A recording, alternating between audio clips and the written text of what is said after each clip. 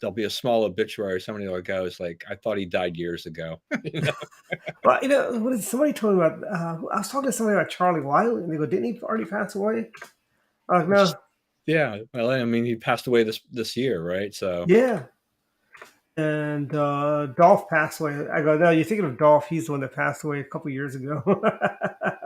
yeah. Well, I mean, Dolph, we had. I mean, from the AIM standpoint, we had lost total contact with him years and years ago. I mean, I guess the last thing we had heard, and we weren't even sure was true, that I mean, his health had been failing, his mind had been failing, and Hmm. so, I never knew what happened. But boy, some of those guys that we knew back in the old AIM days, I mean, they were some characters and they were some great people. Yeah. Uh, But okay, I am so pleased to see how the Commonwealth has been very pro Queen, unlike some American journalists. yeah, I mean, overall, I mean, you are seeing, I mean, the Commonwealth is doing what I think it should be doing. Yeah. There'll be a question going forward with King Charles III, as it is now, Yes. whether, whether or not you know some of these countries want to stay within the Commonwealth. I think Queen Elizabeth was definitely a unifying force for She that. was the glue that kept because one of the things, because she was a very young queen, and Right. she went around to all these former colonies and kind of and she was a lot like Queen Victoria of the modern age, and she had a great deal of respect for the colonies, the people of the colonies, despite what some of the liberals in America and royal haters would want you to know. But she was a great lady. She was a classy lady. I don't think King Chuck III is going to be able to hold a candle to her. I really think what he should do is, how old is Charles? He's about 80 now or something like that? No, 75, 80 years. he was born in like 1948, I think. Okay. So So it's he's like about, he'll be like 74 this year. yeah, I really think he should just advocate and gave it to King William. He could have been 70, he could have had 70 years under his belt as King William. Let's break the record and find the next youngest. Just keep turning it over until we get to the youngest Or person. what is it? Is it Archie? That's his kid, or Harry? What's his kid's name? He's got like two kids. You know, Yeah, just Archie is.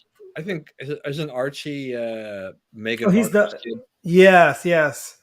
Evidently, rumor has it that that's something somebody was talking about. They go how Prince Harry or Citizen Harry lost his greatest ally in the court, where the Queen was a big advocate, and there was talk that Charles wants to pull his title away, which you know it's okay if he wants to pull the title away. That's great, it's only a title, and I'm sure he gets more cachet as Mr. Meghan Markle than he would as Prince Harry, frankly, in Hollywood. Yeah, I mean, they'd given up their royal duties. I mean, they didn't. Yeah, They basically were going to live a different kind. They were going to separate yeah, themselves and from I'll tell you, Queen. that just shows how lazy they were. Frankly, they were very lazy and so on, and does it's like it was a burden to them, but they didn't mind the fancy cars, the fancy living, the servants, and so on. And that last podcast that came out this past week before the Queen passed away, that was really damning, frankly, about how critical she was of the royal family and so on. And I think this is she's one of the last people that knew Churchill and met Churchill. She met FDR. I mean, she's met a lot of, I think, what is it, 15 American presidents, 13 American presidents. Yeah, I mean, it was pretty remarkable, when you start seeing all these news reports about just these things that she had accomplished or places she had gone to, Hmm. during her reign. I mean, I was watching when I was at the gym this morning, and the Channel 4 was running some things there. It showed she when she was in DC, and she was in Maryland. She visited a giant Hmm. supermarket in Hyattsville, Maryland, and Hyattsville. yeah, Why and couldn't they was take her to the Giant in Bethesda or Giant in Silver Spring or Giant well, she anywhere? she also went to a University of Maryland football game Yep. at the same time. Our football, not their football, right? Yeah. Yeah. So I mean, it was interesting. There was another story they had too. She had gone another year. I think it was like 1991 or something like that. She had visited like one of these The affordable Queen. home types of things, and Yeah. I think it was in DC or PG County, somewhere like that. And so she was going into a black family home, Hmm. and the daughter is still alive. I guess the mother may have passed on, but she said, "Yeah, my mom kind of broke protocol, and the queen enters her little house, and she hugged her, you know, and she offered her potato salad, for which the queen deferred at that point. But I mean, I mean, that's an interesting thing. I mean, there's a black family in America, in our backyard, and Yep. they're always going to remember the queen. I mean, right? They're not subjects of the queen or anything like that. There are some African countries that they're still stewing over, what happened, what they perceive happened to I them. say get over it. Frankly, Well, you it know, was a, it was a long time ago. you know, it's like Let me tell you. I think the best relationships that the empire has had with their former colonies: one, United States; two, I'll say India; uh, three, Australia and Canada.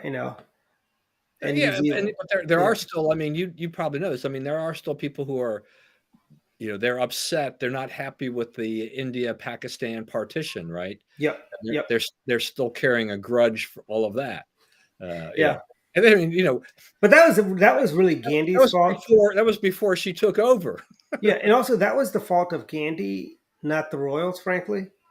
And it's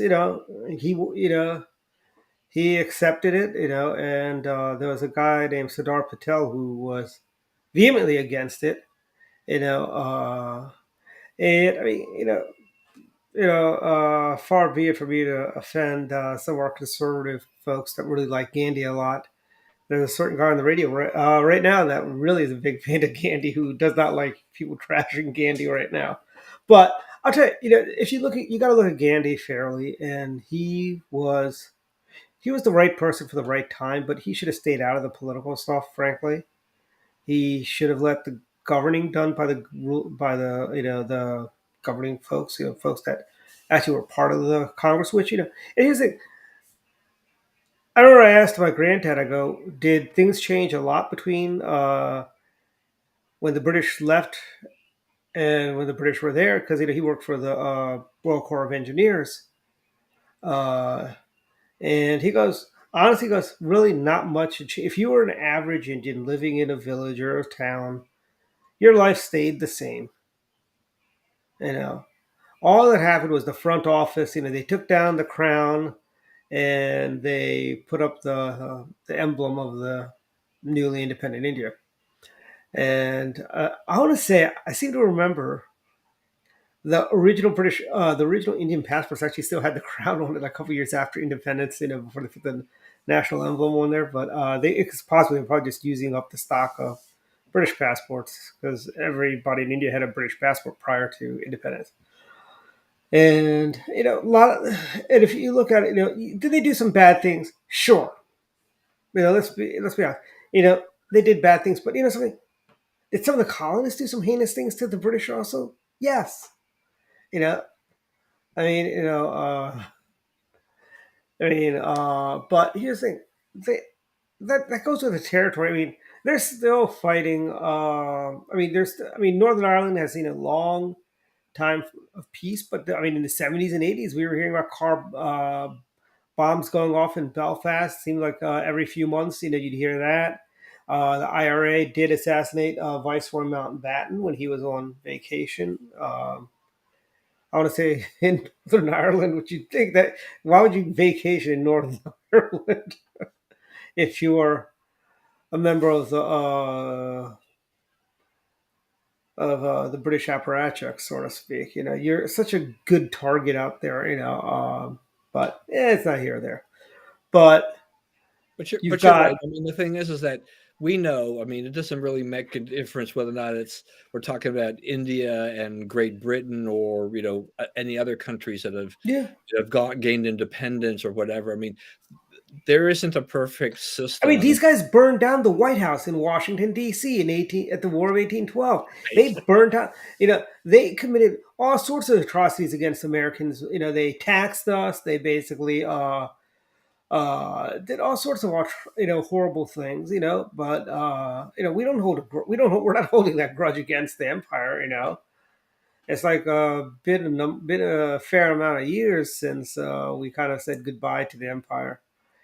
And Yeah, and I think part of this too is that, I mean, we're talking about like what India's been independent for what, about 75 years or something like that yeah, now. this year is actually 75 years. You brought that to my attention, actually. Yeah, so, there are still people alive, Yeah, that remember that. I mean, maybe they were young or whatever, but memories, over time. I mean, we're getting to a point where the remaining people who are still alive, during at the point of independence, will not be here any longer. And then I think some of those feelings might start to go away a little bit more. I mean, as time just kind of yeah, develops there. The people who had those bad memories, unless they've inculcated their children and their grandchildren with it, it doesn't have the same effect. I mean, there's always going to be at the initial point, a lot of animosity and a lot of yeah, things that go accusing yeah. and whatnot. And, And and with yeah, Gandhi, I mean, a revered figure in general. yeah. How who's what in how many Indians were going to blame him for the problems? It's easier to point the finger at Great Britain. But actually, the real problems are actually not the real problems of the country were from Indira Gandhi and Nehru, the Nehru Gandhi family. Not talk about the Gandhi who had the movie made about him, but it's really they are to blame because they were corrupt. The Gandhis were like the Kennedys. They would never lose elections, and they did all sorts of shady things. I mean, they still, I mean, it was not until the 90s when the rival part, the BJP party, took over, the conservatives, where they did free markets. They opened up the economy. They allowed foreign businesses coming in. Uh, I mean, prior to that, because I remember the first time I went to India was 1980. I was 8 years old. Every car was the exact same car except different colors, And then you had the Fiats. You either had the Ambassador or the Fiat, and those were the two cars. All the cab drivers all seemed to have Fiats, and the other folks had Ambassadors. And what's funny is the body style has not changed since the beginning of the. I mean, because the Ambassador is actually a British car. Hold on, let me find that for you.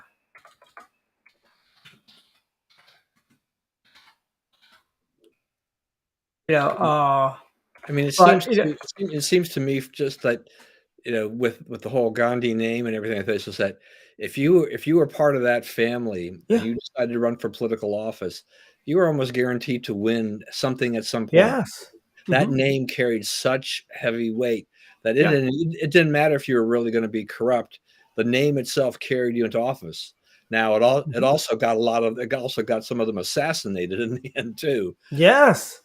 And basically, the what do you call it? It was basically a Morris Limited was the what the ambassador is based on. Here, I'll share a screen. It's like a really. It's funny that it rode high off the ground. And it basically, this is what the car looked like, and it still looks the same Yeah. today.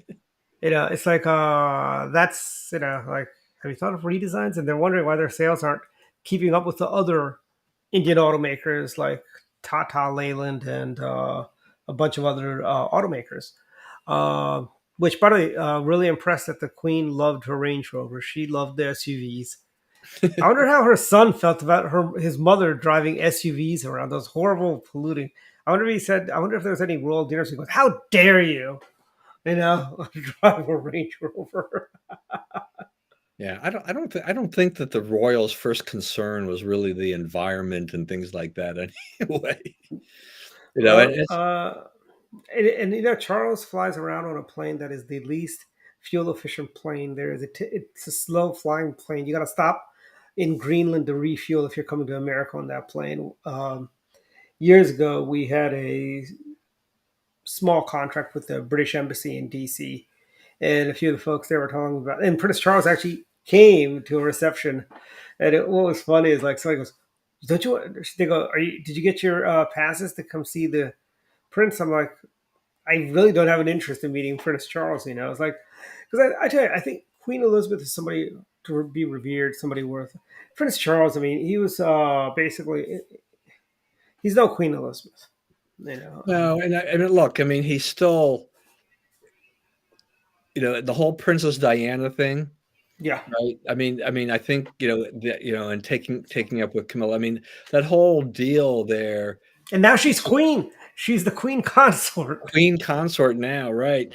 So yeah, it's just, I think, it was just not the expected behavior out of a royal, and so I think, No. his image and everything was tarnished for a bit. This is a great opportunity for him to yeah, as he rules as the monarch, to go and Mhm. show that he can handle these duties. They're mostly ceremonial duties, but he can make people forget a large Mhm. part of that backstory Yep. there, and just to the point that for his reign, whether or not it's a 5-year reign, 10, 15-year reign, whatever it is, Mhm. that he'll when he does pass on, that he'll be remembered with some respect for what he Mhm. did during his time as the king, not during Yep. his time as the prince. All right. And one of the worst things he could do is be the environmental king, frankly.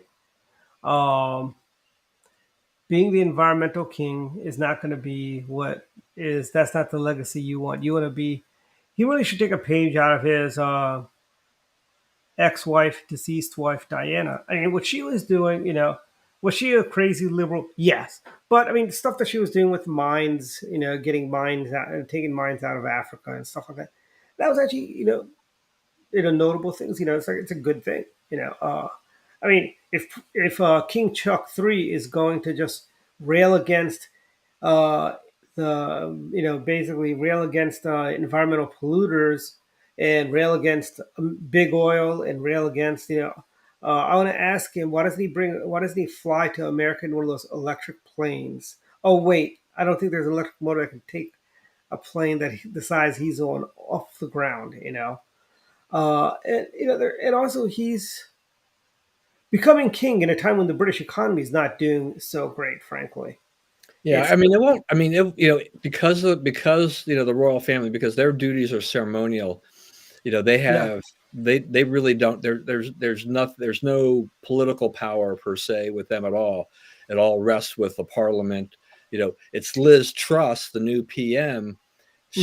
She's the one that's going to have to do the heavy lifting, and it's going to be tricky.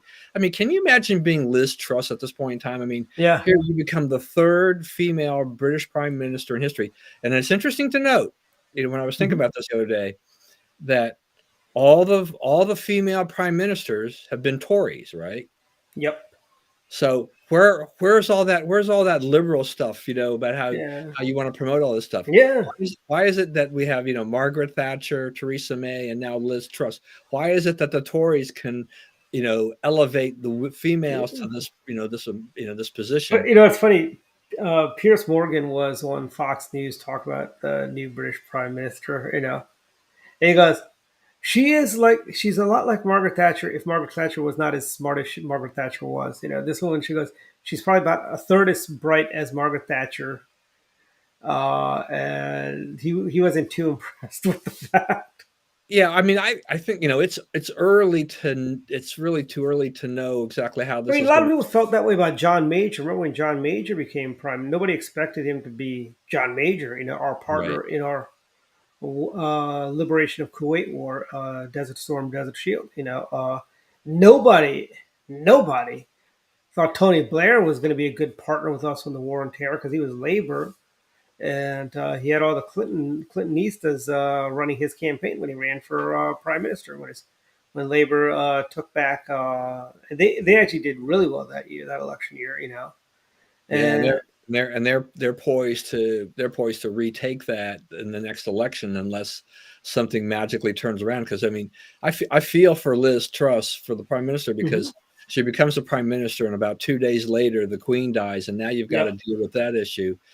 At the same point in time, you're dealing with this, terrible inflation. And You they know, just had and I think there's a strike going on, a coal miner strike also going on right now in there's all Manchester. they're going to face all kinds of problems. I mean, this is not Liz Truss's fault. This is Yeah, partially Boris Johnson's fault, but yeah. it's really the Russian, this whole the invasion, that the Russians put onto and took into Ukraine have made Europe, and all this. It's been a pretty tough road Mhm, to hoe because, the energy issue, yeah. shoots Hmm. up energy prices, and you've got they just And I think, yeah. worldwide we have a supply chain problem. Hmm. So but it's just everything is just much worse in a country, in countries like the UK and other places in Europe that are suffering more on that front.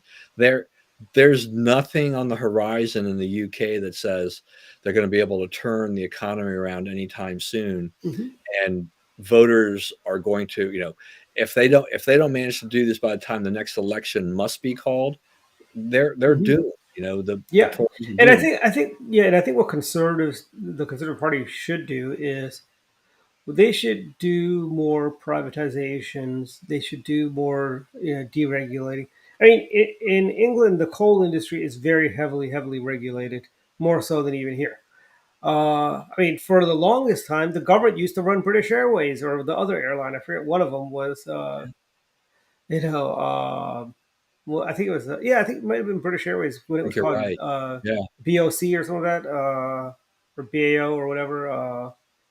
But I'm sure one of our viewers will tell us. But that was another one that was, and they did get, that all happened under Margaret Thatcher. She got a lot of flack when it happened, but look, the country was better off for a private British Airways then. And by the way, the Indians have done that. They're about to privatize Air India, Air India, which used to be a holding place for loser politicians' kids to have a job, kind of like how in Maryland we've got or on the federal level, where do you send incompetent political appointees? Department of Labor or Department of Interior, Treasury, stuff like where they really can't do any real damage and they have the government job. Uh, but one thing, final thoughts on the Queen before we move on, because we got a lot of other stuff to talk about too. But when I was working for, when we actually I should not working for, when we had the contract with the British Embassy, I met a guy whose dad was in Parliament, and he goes, "Well, we're not paid much, but the airlines pay my father so many a year just to look after their interest." And he mentioned like a bunch of the coal because his dad was a labor member of parliament, and he goes coal, the unions, and his job is to. I'm like, wow, in America we call that corruption when they're paid to look after. Imagine if we had that where, oh wait, we do kind of have that where Mark Zuckerberg pays Democrats like Nancy Pelosi and so on to mind his interests, so to speak.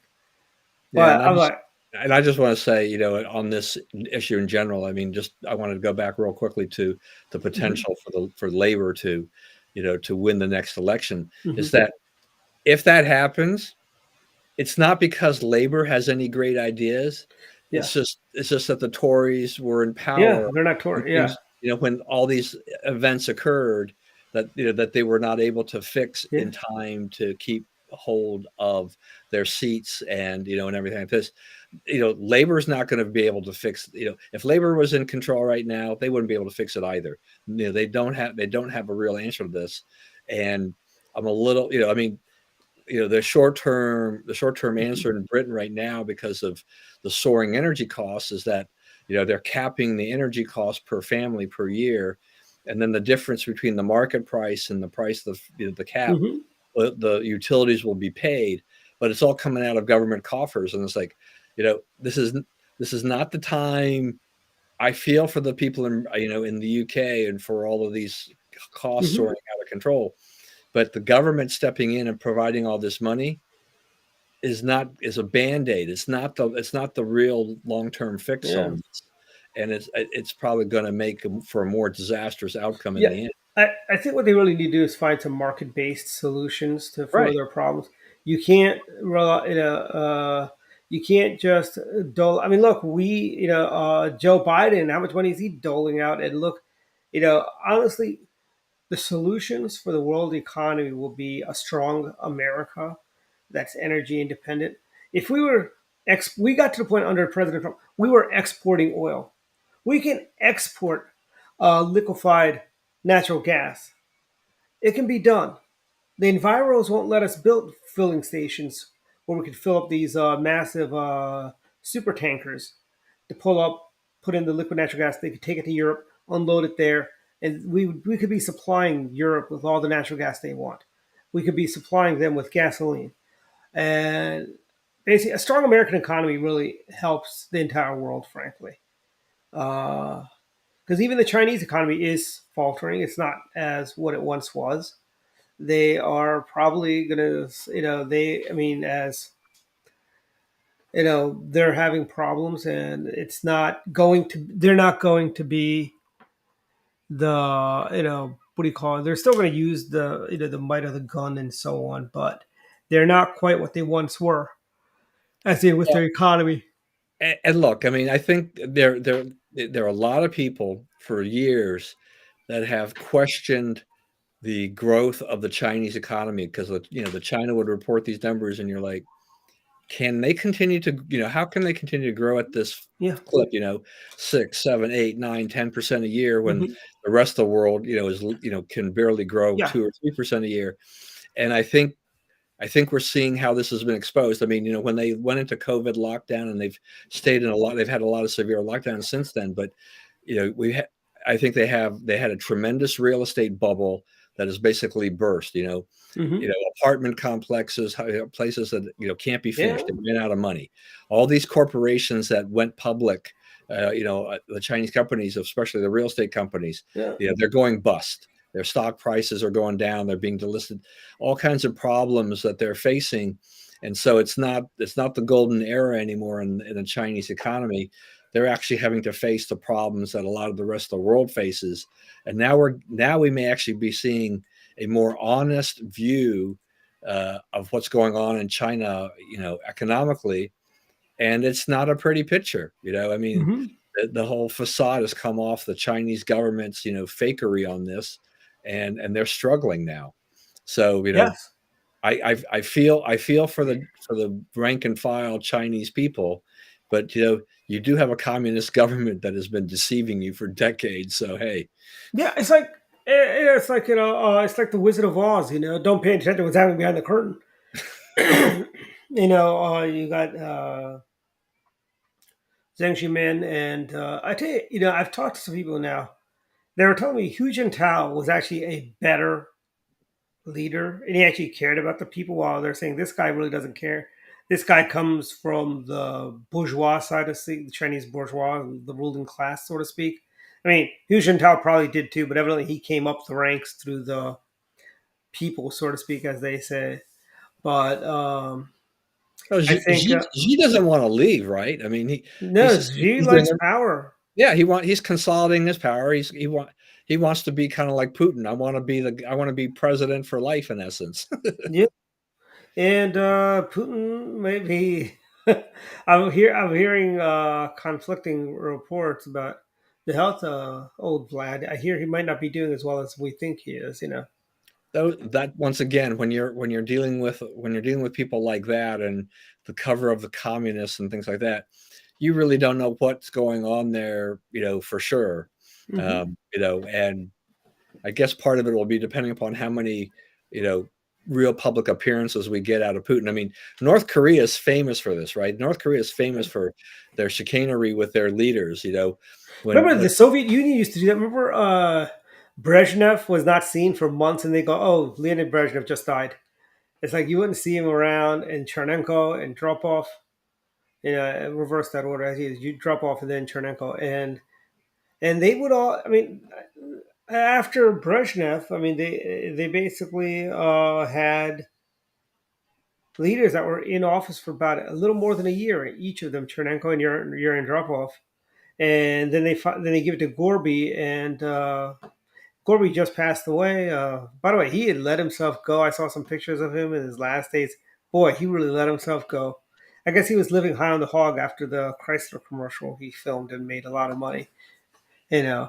But I thought it was funny how we talked a little bit about this last week, but how the American media had lionized Gorbachev for the ending of the Cold War. You know, it's like, no, he was kind of forced out. I mean, if you read Boris Yeltsin's memoirs, he mentions how he went on a holiday to his dacha and told the generals to take over, you know, and they were not expecting Boris Yeltsin to get up on the tank and stand up to the Soviet military. And the military started defecting, and that kind of brought the coup down with their counter coup, so to speak. And that was the end of the Soviet Union.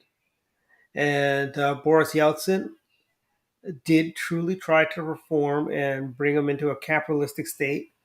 And then you Right, had. and look, just like China, when China was opened, I mean, there were tons of Western companies that were Mhm. dying for those markets. I mean, Yep. China is particularly because it's so huge, less so, a Soviet Union slash Russia kind of thing like that. But the idea is the same: is that you know these companies, looking for new markets, they want, they need more sales, they need to boost their profits, Hmm. etc. These people in these countries, they love Western products. They love the Coca-Colas and the Pepsis and Yep. the luxury goods and whatever and things like that. They love all that stuff. So, it made a lot of sense. It brings hard currency into those countries. And Hmm. if you're Soviet Union slash Russia kind of thing like that, you want hard currency. I mean, that you want to do that. So, and you look at Putin now and you're like, okay, here we are. What's my count now? 198 days of this Yeah. invasion. And one It's of the not going as yeah. It's not going as well as they had planned. It's like Yeah, I mean, that there was beast. look, there was a story, I think it was in the Wall Street Journal the other day from a former Russian soldier for which the Russians have obviously disputed everything he said, but he talked about just what it was like fighting, and just how terrible it was, running out of things, and Russia is now buying armaments, rockets from North Korea. It's just like Yes, that's we a little funny. It's like they're buying from them. They're trying to buy from the Chinese, and it's like how's that? I guess that Russian economy is not as bullish as it's made I mean, out to be. what's the long term plan here with Putin? Because they're having a real morale problem with and finding enough people apparently to fight. Is what they're going to do. Are they going to ask North Korea and China to send over some Hmm. troops? They're going to bring somebody over from Cuba or something. It's just Yeah. like I mean, have they did that in Angola. Remember, back in the '80s, we were supporting the Angolan resistance against the Soviets, and they were there. They were also in Afghanistan at the same time, and then the Cubans kind of took over that fight. yeah. Hey, Uh, what was that Angolan freedom fighter's name? UNITA, or Wasn't he was oh, wasn't he what he what didn't he die in battle or something or other, or somebody killed? yeah, What was that? He was something else though. yeah, and I'm trying to think of his name. Let's see, Jonas Savimbi. No, Yeah, that's that not him. sounds like that's the one. As President of the National Union of Total yeah, UNITA, that's him. Yeah, Yeah, yeah, Jonas Savimbi. Savimbi. And by the way, Heritage Foundation has a great article on it from 1988, actually. And I here's mean, the that link. was that just I just begin to wonder in the back of my mind if they start running a little dry that I think Putin is dug in his heels because he's like, I can't turn back. This is too embarrassing at this point. Mhm. But the West continues to, we're spending an enormous amount of money, helping them out. But as a taxpayer, I'm not complaining about this effort. This is Mhm. this is one thing I say, go ahead and do it because I this is money better spent to me than the Inflation Reduction Act. Yes. And by the way, they have been. I think we are going to have a red wave. I think they're trying to downplay the red wave by putting up these push polls where they'll call the liberalist of liberal cities, And I saw the Rothenberg report took Neil out of possible as winning CD6, which is very disappointing. I think Neil can win CD6. Frankly, it's a good year for Republicans, and I mean, here's the thing: the Democrats have ruined everything. They have ruined everything. You go to the supermarket, the shelves are empty. You go to the gas station, you're paying $4 plus for gas. You know, yeah, and $3 is not much better, frankly, because I'm used to paying $2 for gas, two something for gas, not three something for gas. Oh, it was 242 when Biden came into office. I read the other day. So Yeah. we're still. I mean, right around right. You know, I can I can get gas at a Shell or whatever for Mhm. probably about 350 now. So it's come down considerably. But this is nothing to do with any Biden administration Yeah. policy. This is the recession and a lack of demand. Oh, and today I went to the safe. By the way, once the strategic petroleum oil reserves run out, we're going to see the prices head back north. Well, that's the That, other that- thing too is that they're this administration. I mean, they decided that they were going to use the SPR to try to combat mhm. prices, which really doesn't do diddly squat. In the meantime, we're depleting Pepco's our also, reserves. yeah, Hello. and Pepco has said they're going to be cutting production. Oh, and OPEC. Yeah, right. OPEC will be cutting production later, but I mean, I think they were saying like the strategic petroleum reserve. I mean, it's the lowest level in a long, long time. Hmm. So that's a little disconcerting. You want to have that buffer. It's not there. It's not there to fight high gas prices because it just has no effect on high gas prices. Um, Yep. so this is kind of a silly thing. Well, I mean, you're talking about OPEC there too, and there was the Wall Street Journal wrote did a story the other day talking about federal government leases, oil leases on government land. Hmm. Yep. It's at its lowest level since Richard Nixon. Yeah, I know. And it's and here's the thing: a lot of people they need to kind of a little step back. I think for some of these things, um, one, we need to drill. We need to build a pipeline. We need to, drill, baby, drill, as Sarah Palin would say. Hopefully she'll be in Congress and she'll learn to campaign better and should be able to win that congressional seat. It's a little shameful, I think, when a former governor can't win a Okay, look. congressional seat. Okay, so That, so my take on this, and you probably will agree. I mean, this whole ranked choice voting system, which is a whole Democrat scheme, but Alaska went along with it because they figured it was going to help protect Lisa Murkowski, yep, and it does keep Sarah Palin out, but because it's ranked choice voting, that's the only reason she really lost. yeah. I mean, and then because if it had been a normal vote, there would have been a Republican there. It would have either been Palin or it would have been Begich. It would have been one or the other. And Begich was the one that had the Trump endorsement, I believe. Or Yeah, did I'm not Sarah sure. Palin get the? I don't I think can't. Palin had the Trump I don't remember endorsement. who got the endorsement, but the thing was is that you know if if you voted for Begich but you didn't put Palin down as your number two choice, Yeah. Palin lost the votes in essence. Hmm. So yeah, I'm hoping that for the November election that they kind of find a way to do a better job of that. But the ranked choice voting, is it's good for the Democrats. It's horrible for the Republicans. Yeah. I mean, it's and they want to do that in Maryland, which is idiotic, frankly. Alaska, all the levers of power pretty much in Alaska are run by Republicans. Why would they even do anything a Democrat would want, frankly? Ranked choice voting. Why would they even do that? It's horrible.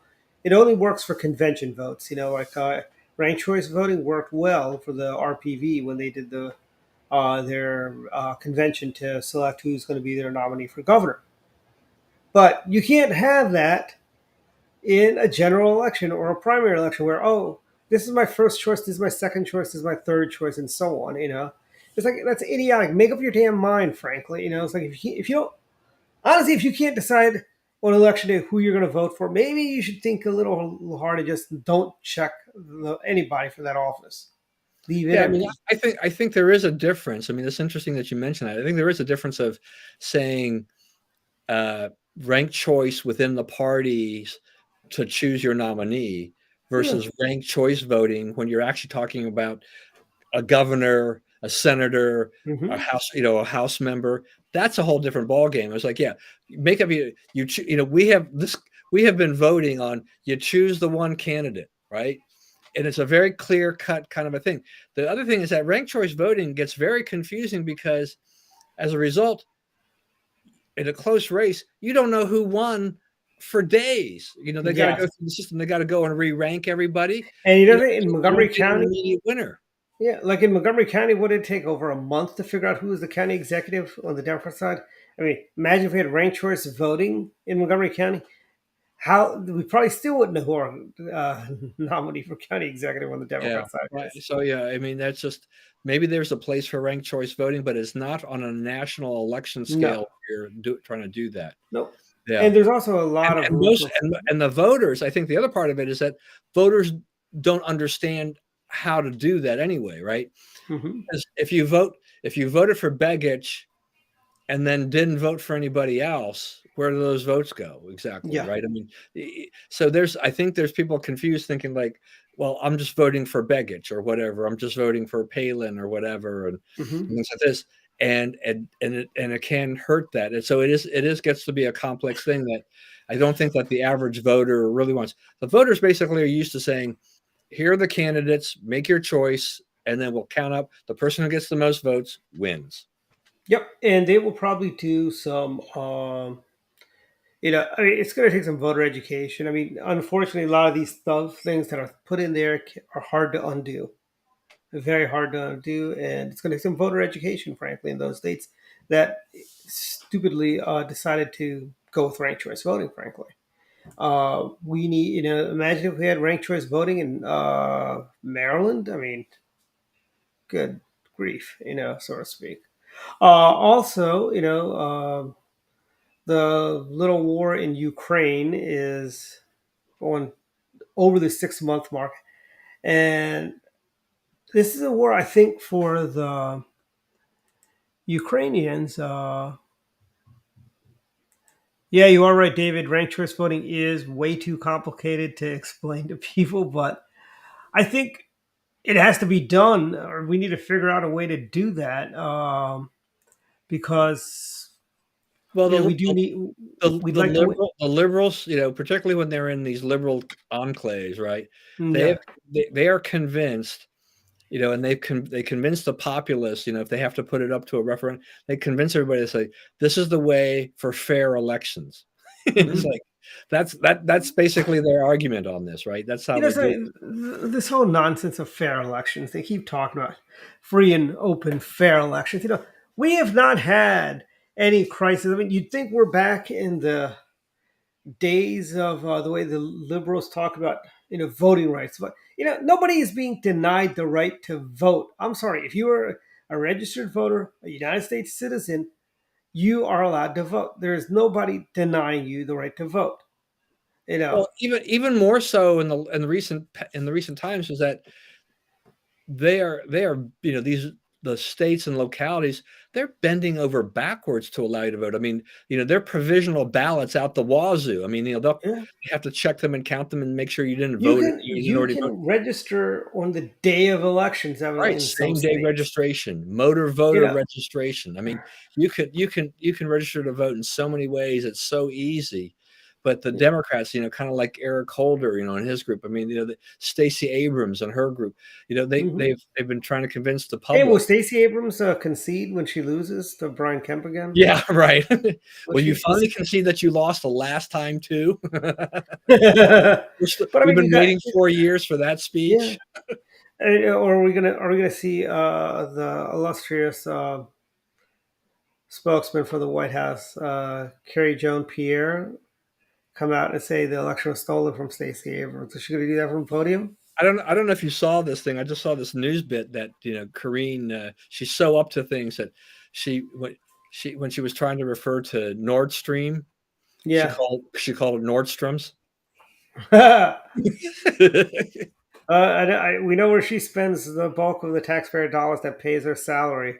She Yeah, must be and going to I nursing realize home. people can have a slip of the tongue, but I mean, this administration is just so there's just so many things. They're trying to defend Joe Biden's frequent vacations, and I Hmm. know Trump went golfing a lot, but the Yeah, I mean, they did. Let me our tell country has you. got problems that need to be solved, and Joe Mhm. Biden thinks that like every weekend is that it's a mandated vacation.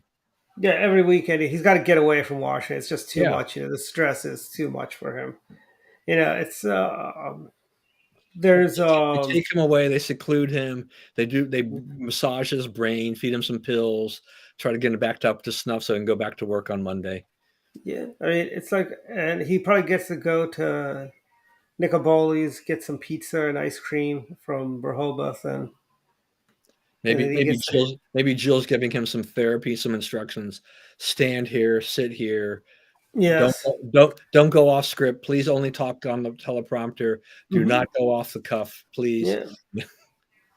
Yes, I hope somebody tells him stop flashing white power symbols. Like you accused President Trump of. No, I cannot believe it because I remember when President Trump said this. Okay, it all of a sudden became a white power symbol. When Joe Biden does this, where's the outrage? MSLSD, where's the outrage? CNN, where are you liberal bloggers calling out for using that flashing a white power sign? Hey, look, CNN may be, we might find that to be the middle of the Uh, road network here, the way that, yeah, they're Dan purging. Rather is worried about that. He's worried about the Yeah, isn't that purge. funny? This is hilarious. I love it. Dan Yes. Rather's concerned about what's happening at CNN. I'm like, this is rich. I'm surprised MSNBC has not hired Dan Rather to be like a talking head, for them. Look, if it wasn't for the fact that Dan Rather is, he tweets and he does these other things, I think he qualifies for that whole thing like we did at the beginning of the program. Dan Rather still alive? Kind of Yeah, like, exactly. Although there's some people that didn't. What's funny is I was talking to somebody actually recently about Walter Cronkite.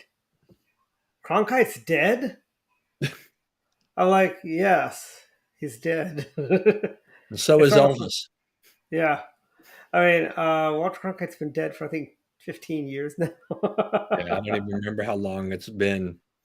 You know, and then you get the Ming the Merciless parody when you say Rather's alive. So, so I did want to ask you, Dwight, because I put it on the thing about Yeah, all this stuff about the busing of illegal yeah, immigrants, to New hmm, York and yeah, Chicago and all these other things.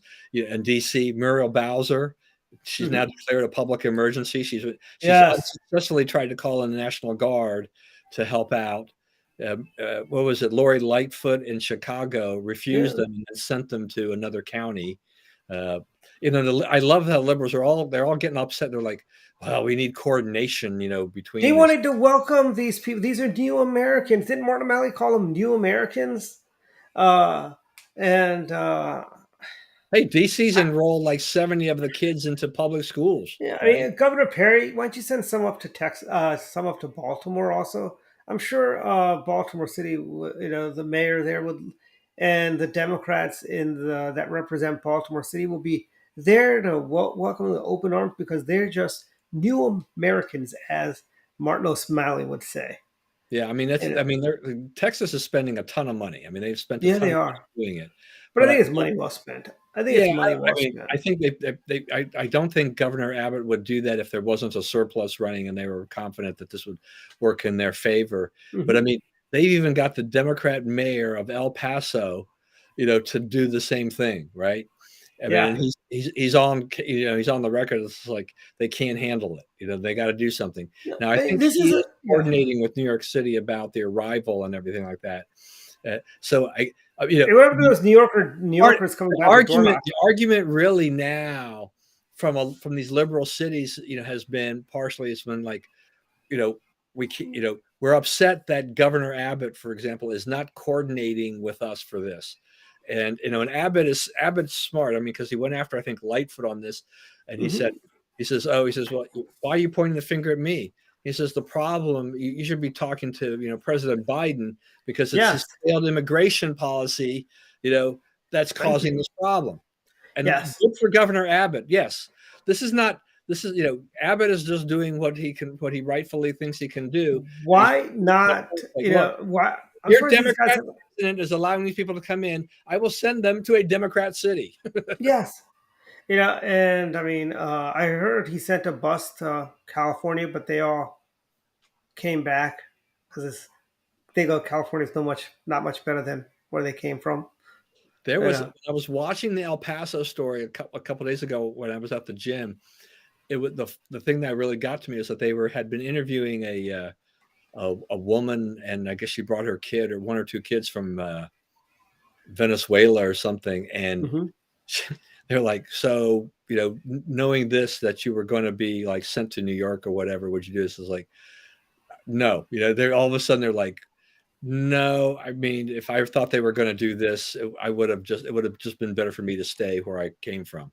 And I just Yeah. thought, well, this is just too funny. All right. It's like they were fine crossing the border illegally, risking their lives, getting to Texas, thinking that maybe they get a chance to scatter anywhere they want.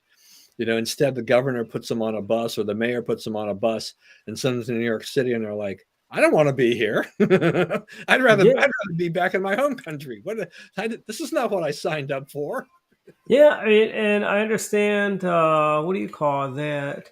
Eric Adams is going to revise the "I Love New York" campaign, but he's going to run it in Spanish, and he's going to have a lot of the new Americans, as they like to call them, when they get off the bus. They're going to say, we may be from blah blah blah, but we love New York, and and he's going to start playing that in those cities in South Look, American look, countries. I'm surprised they don't take him off the bus and get him registered to vote right away for the I Democrats. know, it's like, come on, we're sending you a bunch of Democrat voters, Mayor Adams. Yeah, look at But that. Governor Abbott's doing you a favor. He's giving you potential Democrat voters. Come on. you probably, because by the way, Lee Zeldin is within striking distance in New York. I think Lee Zeldin may eke out a win there in New York. Well, that'll be a miracle. I mean, I mean, when the current governor says, if you're a Republican, get out of my state, I mean, it's kind of like,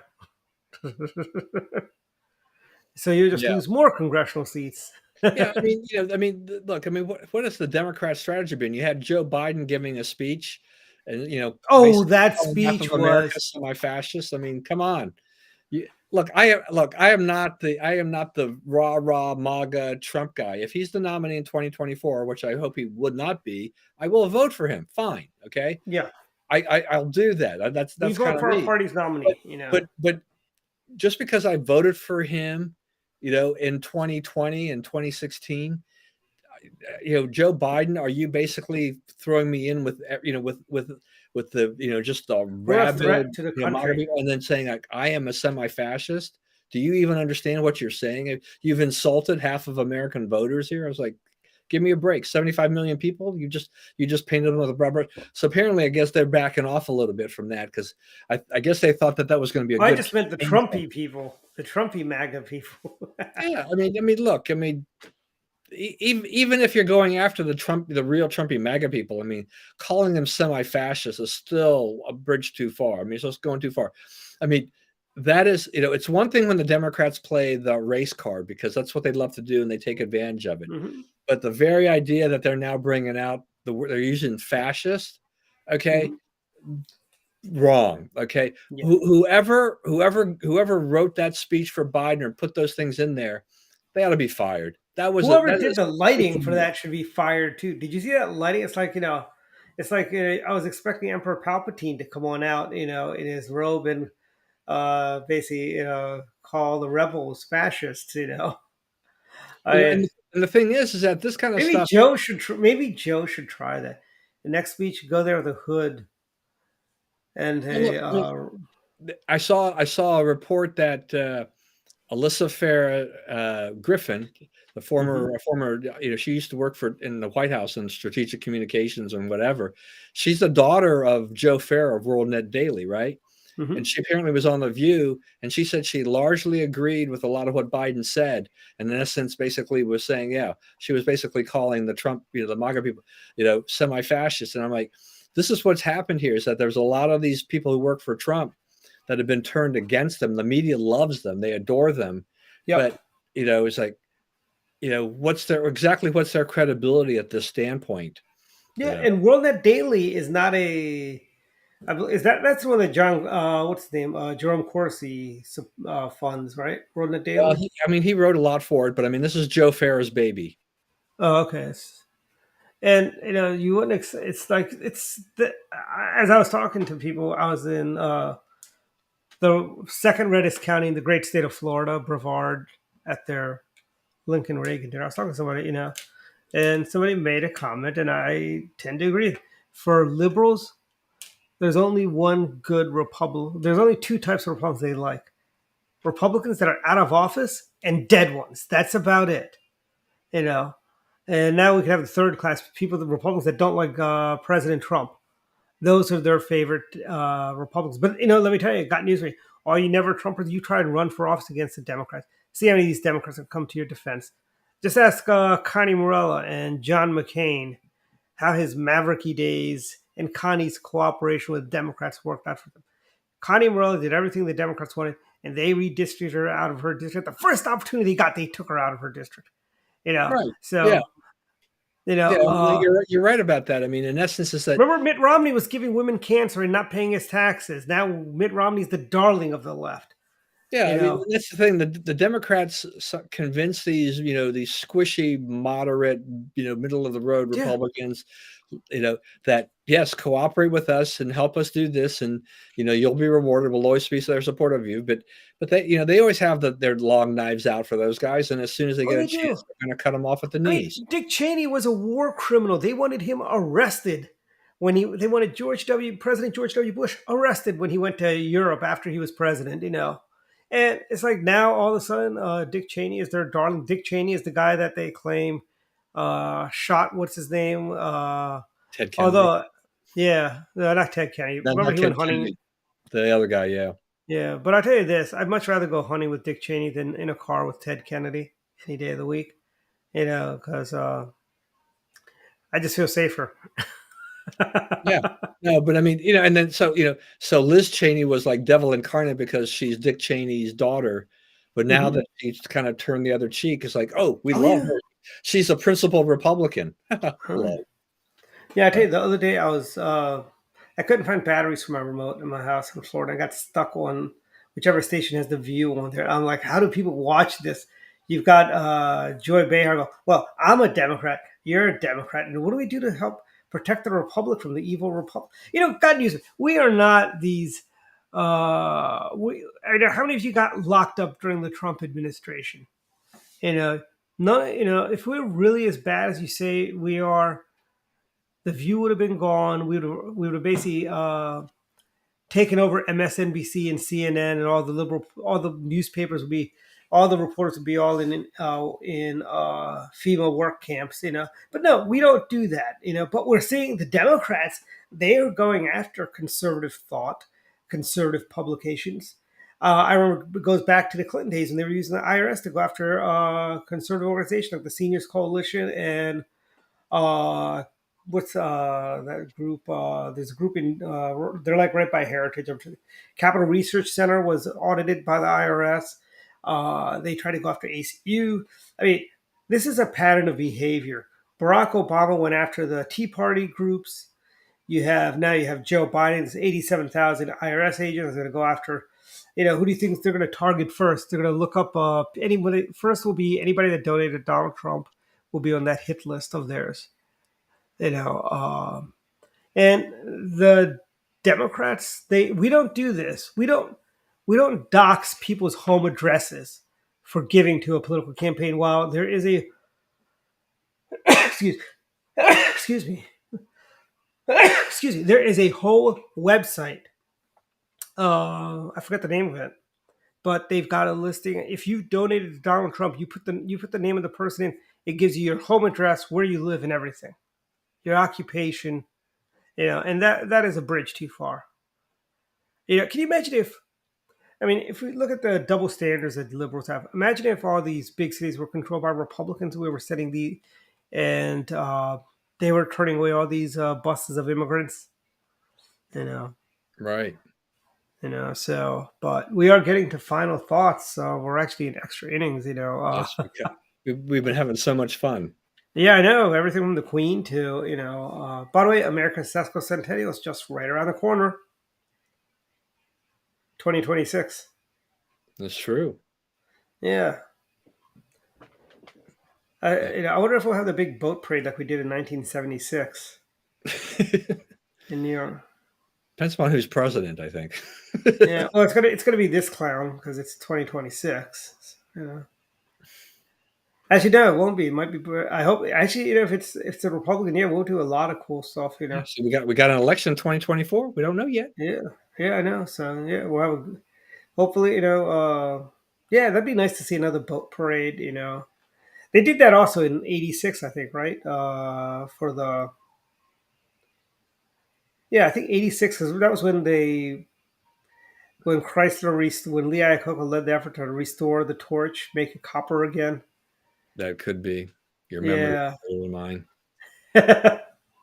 But anyways, final thoughts, Don Irvine. Go for it. All right, a few things. One, obviously, Sunday is 9/11, so that'll be what, the 21st anniversary since those attacks. Just another day as we prepare for the weekend to remember that day and remember all the lives that were lost. We've learned a lot in the last 21 years. It was a tragic Mhm. event. Luckily, we haven't had anything close to that since then. We've taken the war on terror pretty seriously and really beefed up. Our lives were changed probably forever as a result of that, Mhm. with a lot of things that happened. But so hopefully we'll never forget that day. It'll probably be, as long as my memory is still intact, I'll probably always remember exactly where I was Mhm. on that day. That's one of those kinds of things. It's kind of like Pearl Harbor. If you're around during Pearl Harbor, you probably remember where Mhm. the heck you were and what you were doing. Um, Second thing is that something that's kind of close to my heart in a way is this whole alleged racial incident at Brigham Young University in the volleyball team. This became a national issue because it was alleged from a black Duke volleyball player during a tournament that she heard a racial slur from some fans in the audience. That were there. And so BYU undertook an extensive investigation. In the meantime, they apologized. They changed the venue of the rest of the matches that they were going to have for this tournament and everything like this. They initially banned a student that I thought was responsible.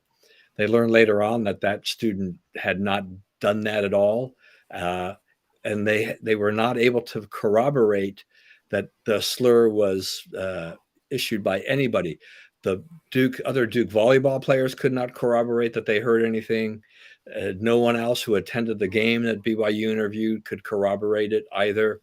This thing really wasn't promoted as much by the player Rachel Richardson, but by her grandmother, or I guess it was, or somebody there's somebody who is running. She's running for office somewhere, and she's making a big deal of it. But this is where play the race card, and attack BYU because it's a predominantly white school. I mean, there are international students, and there are but it's not overly racially diverse. I mean, I'll be the first to say that. My kids went there, but there are students from all over the world that attend that university, but it's not like it's 60% white and 40% minority. I mean, that's not the way it is.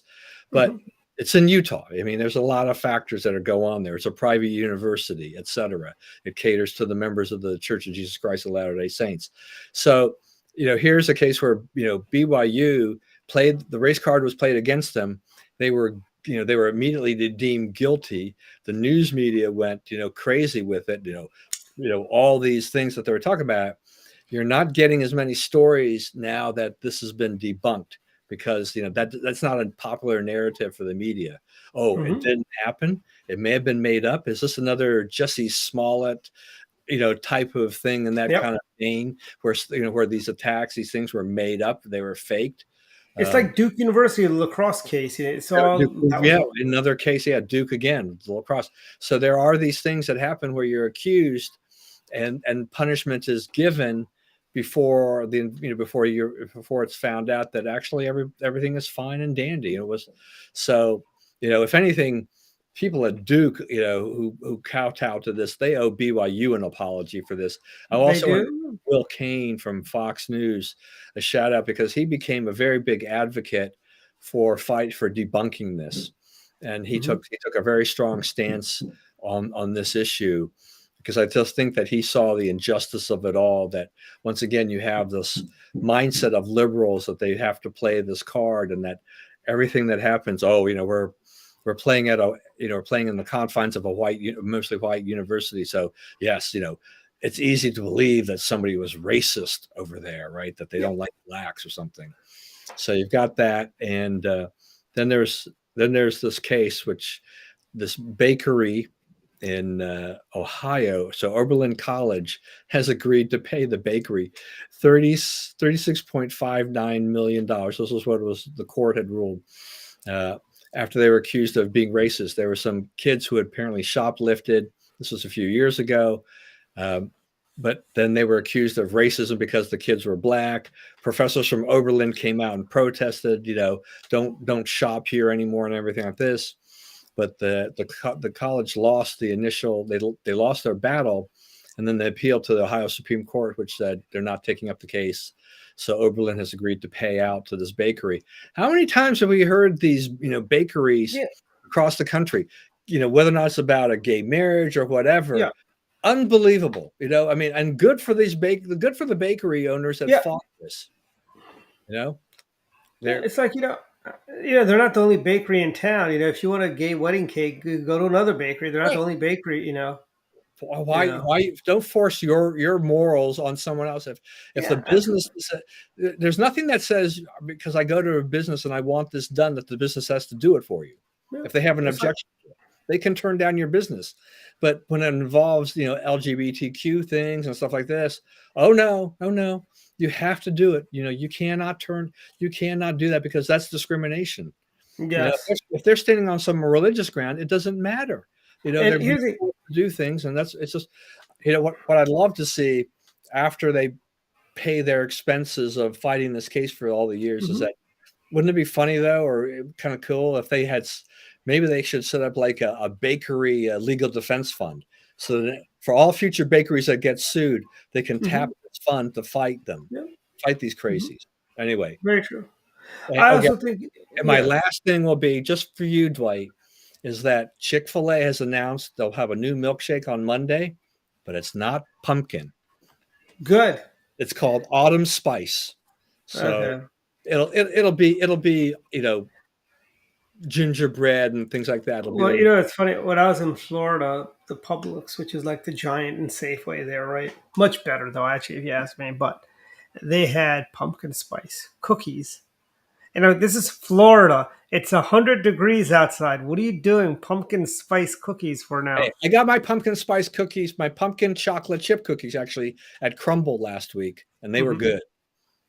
Yeah, I'm not a fan of crumble. I I know you really, don't like Crumble, but they just opened one up in Germantown, so that'll I probably saw be. that. Yeah, and I'm waiting for the opening of the new pizza place so that's coming to town. I think, and I wonder if the milkshake factory is opened yet or not. There's a lot of places I want to go to. Oh yeah, where was it? There's that place.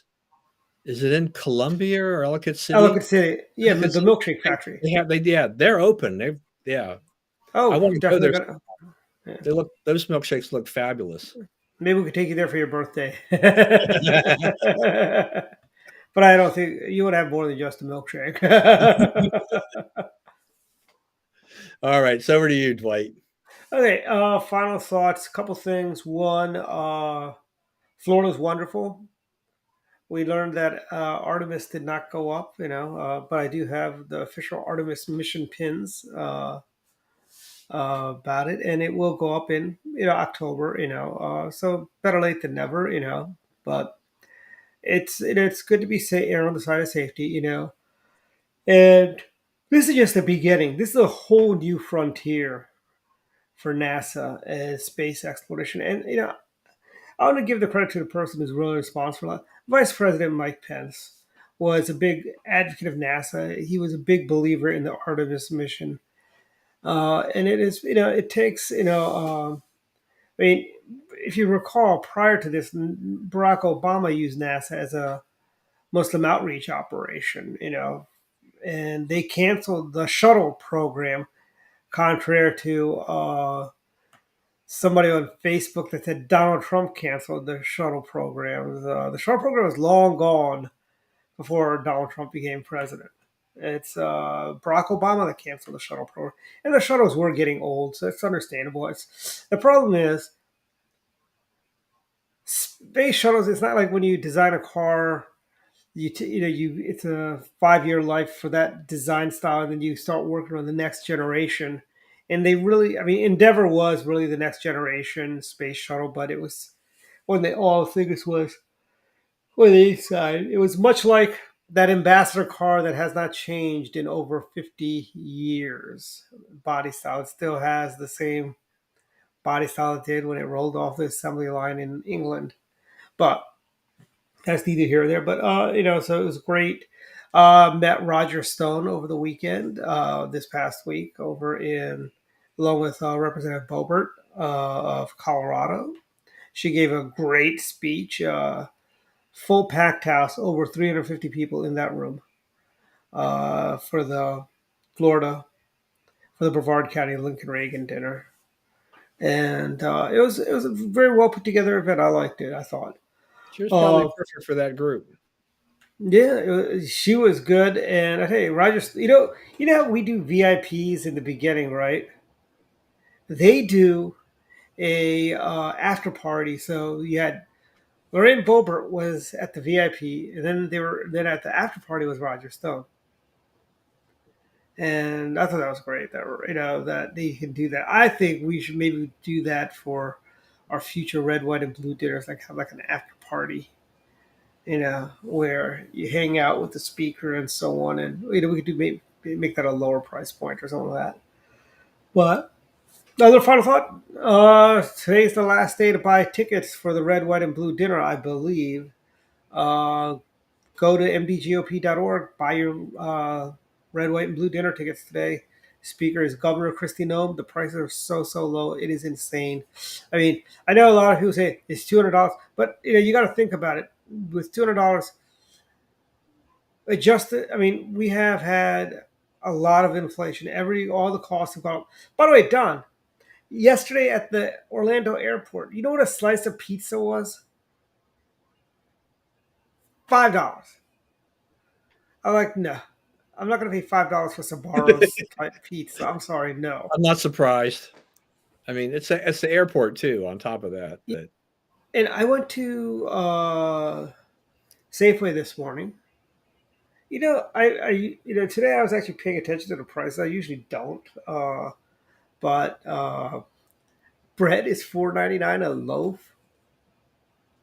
If you want the healthier kind of bread, if bread is healthy, like the whole grain, the rye bread or the pumpernickel or whatever, or even regular white bread, frankly. And it's like, how are average Americans dealing with this? Let us know. We'd love to know how you're making ends meet. I mean, when you're paying $5 almost for a loaf of bread, you're paying $5 for a gallon of milk. I think I don't buy eggs, but I think eggs are close to $5 too. I mean, that's like, and bacon is outrageously expensive. Beef is outrageously expensive. It's like, this is insanity, And do you really want more of this? Vote Republican this November. Just vote for the Republicans. It can't get any worse. election day 60 days away, and Yeah. I mean there'll be early voting starting in some places, and not too soon from what Yeah. now. So time's approaching. Yeah. So, final thoughts: if you're in Maryland, vote Dan Cox for governor. Vote for Barry Glassman for comptroller. Vote for yours truly for county council at large in Montgomery County. Vote for Dr. Frank Nice for delegate in District 19. Vote for Scott Grisham for state senate in 17. Vote for Donald Patty for delegate in District 17. And yeah, vote for the Republicans. If you're in Anne Arundel County, vote for Jessica Hare. If you're in Frederick County, vote for Michael Huff for county executive, and vote for Bob Cassidy for county executive in Harford County. And our this past week on the Direct Line show, we had Julie Gordano, who is running for county executive in Wycombe County. So we've got some great Republicans running. Vote Republican. You can't go wrong by voting Republican. And just think, if Wes Moore is governor, he's going to undo all the great things Larry Hogan has done over the last 8 years. So vote Republican. Good night, everyone. All right. Good night. Vote red. Yep. There you go. Got it right in there. I know. Squeeze it right in there. Good night, everyone. Good night, David. Good night, all.